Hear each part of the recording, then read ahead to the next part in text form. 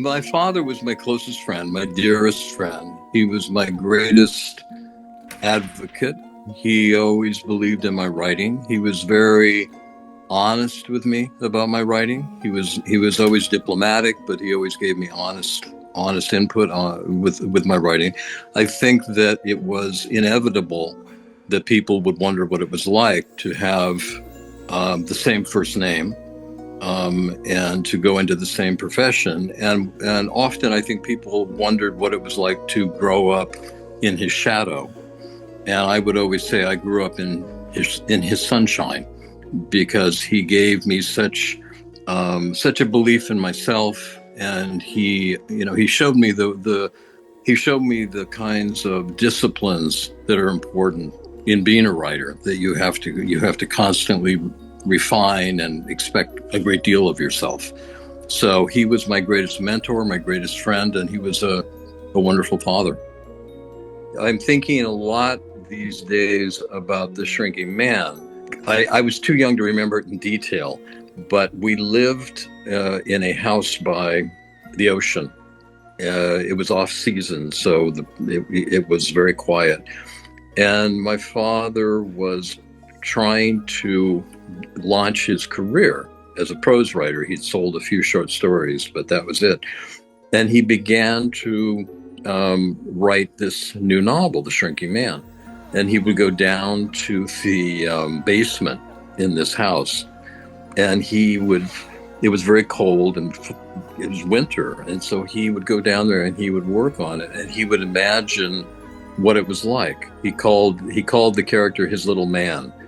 And he would just sit there for hours and hours and hours, and he would imagine what he was going through. So everything from a strand of thread that would become a rope that he could climb.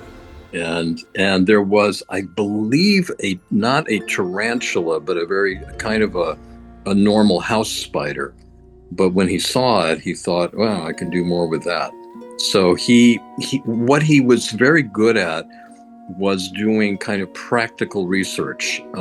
He would think of an idea. He would go to the location where he was going to write the idea. He would put himself into a trance when he began to write something. It's like he would kind of find a physical way to transport himself to where it was that he was writing about.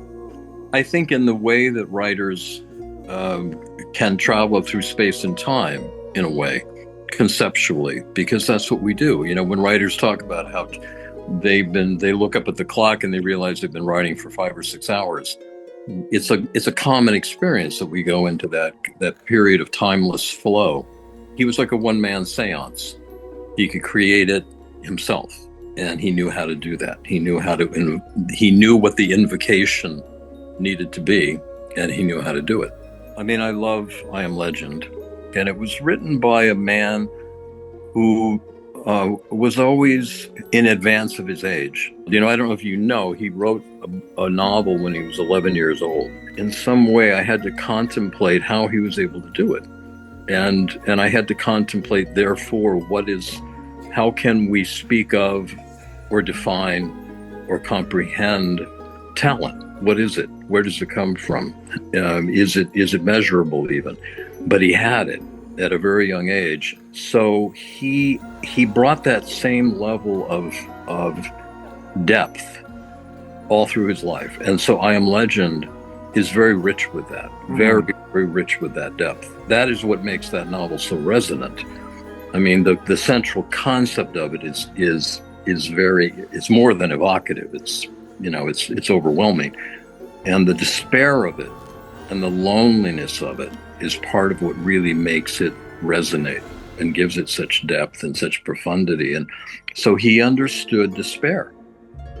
He didn't just understand fear. He understood sorrow, and he understood loss, and he understood loneliness. And that book is an absolute study in all of that. In a way, I wish that he was more communicative about what he was writing and how the experience was for him. But he really wasn't.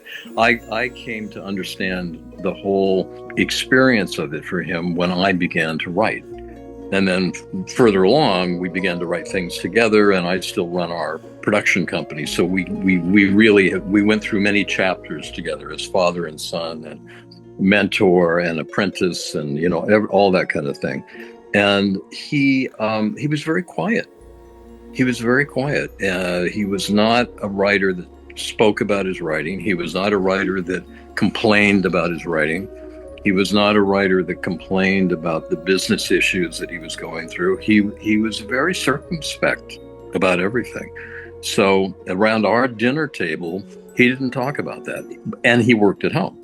His office was right there on our property. We had a big several acre ranch, and so he worked in the stable.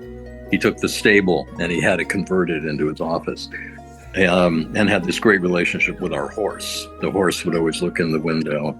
So we told him we thought the horse was the one supplying the ideas, and he said he never denied it.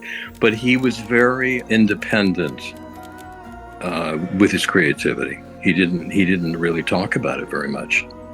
I don't think that his work, The Shrinking Man or I Am Legend, just to focus on those two, I don't think they are generationally rooted. I don't think they are, in fact, timeless, because they are about the inner torment and reflection of the character. And that does not change. Whether the events of our culture change, however much our world sophisticates or deteriorates, what is going on within people stays the same. And so the levels of insight are consistent through time.